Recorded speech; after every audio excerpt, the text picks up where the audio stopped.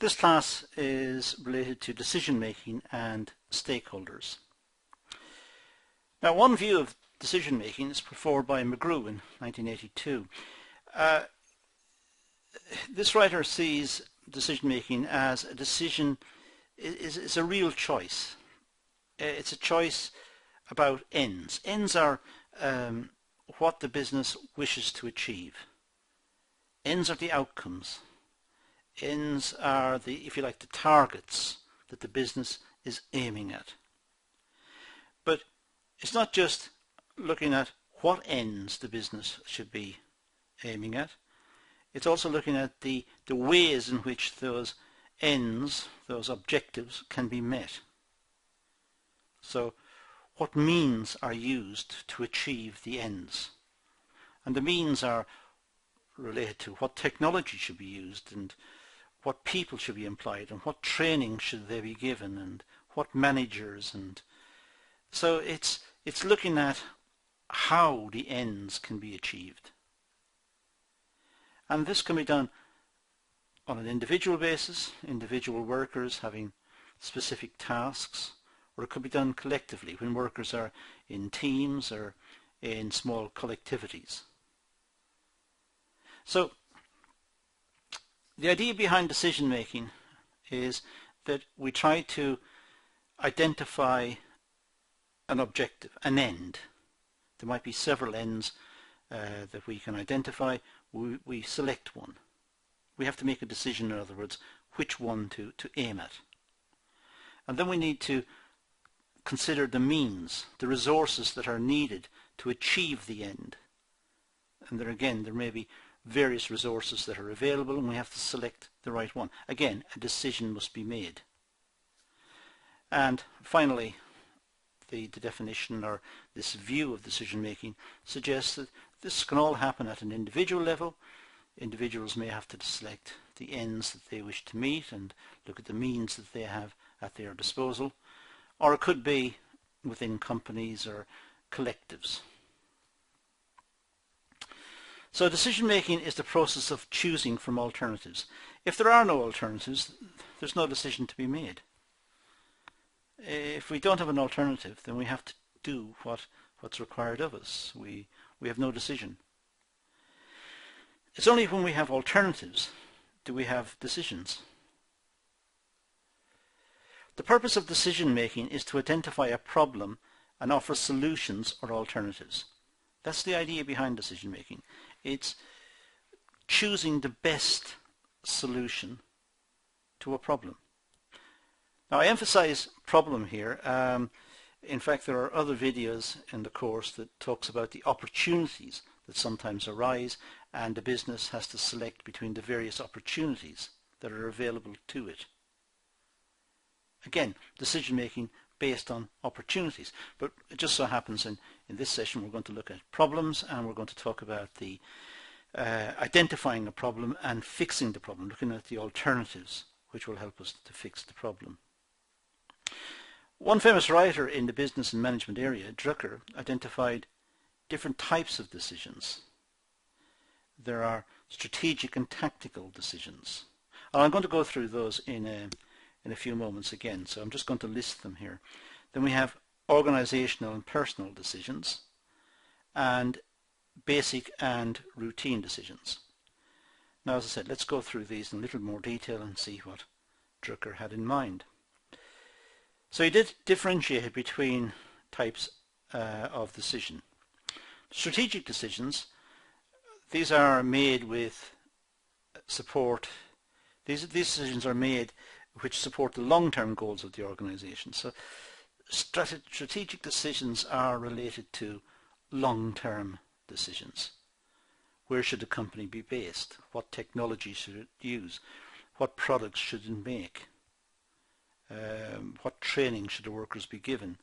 How should the management be selected? How should the company be organized? Strategic decisions, long-term decisions.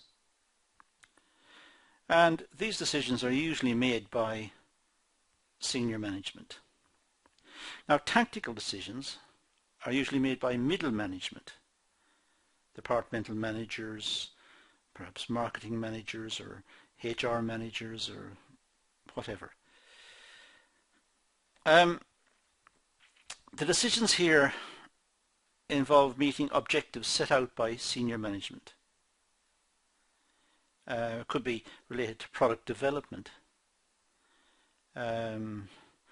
Senior management are worried about perhaps the competitors in the marketplace, and they ask the middle management to see if it's possible to vary the product, which will make it more attractive in the marketplace, make marketing easier and more effective. So there are tactical decisions. But it also looks at the organization as well and considers stock levels and stock control and suppliers, and so it's constantly looking at the organization internally as well as looking outwards, but it's looking internally to see what efficiencies can be made and trying to make decisions related to those. There are also organizational decisions. These are made by an official of the organization who obtains knowledge about the company and its policies. Organizational decisions are normally they come about from discussions within the organization, within the company, and when a consensus or near consensus is drawn up of opinion, that becomes the organizational view. And that could be written into the mission statement, or it could just simply be announced that the company is attempting to move in a particular direction. It's an organizational decision. Personal decisions are made by a manager as an individual. They have to be carefully thought out, and they have to be well judged. They can't pose a risk to the organization, but normally after discussions, a personal decision by a manager could be implemented and incorporated into the company's policies as well. So it may move from personal decisions into organizational decisions. Basic decisions, well, the basic decisions are really long-term goals. The basic decision of a business is, the very basics are, where should the company be? What products should the company produce? What technology should the company have? How many workers should the company have? Basic decisions. These are the absolute basics of the business. Once these decisions have been made, then management go on to refine the decisions. The company will be based in a certain area, however, it'll have a branch someplace else, or it will develop a transportation system which will enable to get the product to market more efficiently if using certain routes, etc., etc. So the basic decisions are in place, and there are follow-up decisions which are, if you like, not so basic. The routine decisions, if you like, decisions regarding the day-to-day activities. And the routine decisions are, these are well worked out. Every day the business has the experience of operating and providing the product in the market, and after a while the routines become established. And when a routine is established, decision making dies out. There's no longer decisions to be made. Then at that stage the workers and the management follow routines. The routines tell the workers and the management that in certain situations this is the proper thing to do. This is the right way to process this material or to set up this particular machine. It's routine. It's been done so many times. There are limitations on decision making. Let's look at the internal limitations. Finance. Cost is a major constraint. Decisions can be rejected if cost is a factor. All decisions carry a degree of risk, and therefore predicting the success of a decision is difficult. When we make a decision, it's normally targeted at some future event. Well, the future is unknowable, according to one famous economist. So it's difficult when we're looking into the future. Things can change in the future. So decisions involve risk. And that means there could be a cost. Perhaps expenditure is undertaken on implementing a certain decision, but by the time it's implemented, the market has changed. So there are risks, financial risks, in making decisions. And also, when a decision is made, company policy may have to be changed. And this can be time-consuming and costly. Routines of the business may have to be changed because the decision has been changed. And when the decision is implemented, the routines have changed.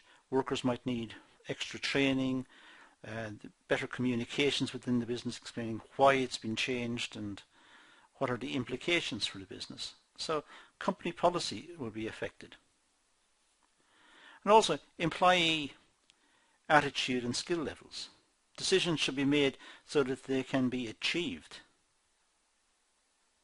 And employee capability and attitude should support the decision. So it's important that the employees' motivations are not adversely affected, that the employees do not feel alienated after the decision was implemented. And also the decisions fit in with the employees' skills. If not, appropriate training is offered to the employees and they can acquire the new skills and maintain their interest and motivation in the business. There are external limitations as well on decision making. Technology. Technology is constantly changing. The introduction of robotics in some industries and computerization and introduction of networks and electronic systems, and so all the time the introduction of technology influences decisions. When new technologies come out, decisions have to be made to adopt the technology or to continue with the existing technology, and what are the competitors doing in this time? Are they adopting the new technology? So there are issues about technology and the economy. Decisions have to be related to how the economy is moving. If the economy is entering a recession, it's likely less will be sold. That will affect the business, and it will affect decision making within the business. If the economy is turning down, there's more unemployment and less government expenditure, less taxation revenue.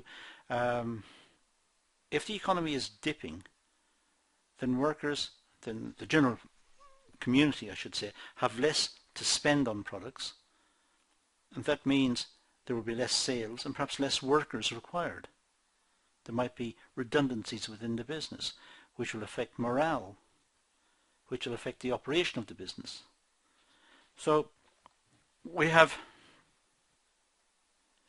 the economy is important as a determinant of the direction in which the business moves. So the course of the economy is important in decision making.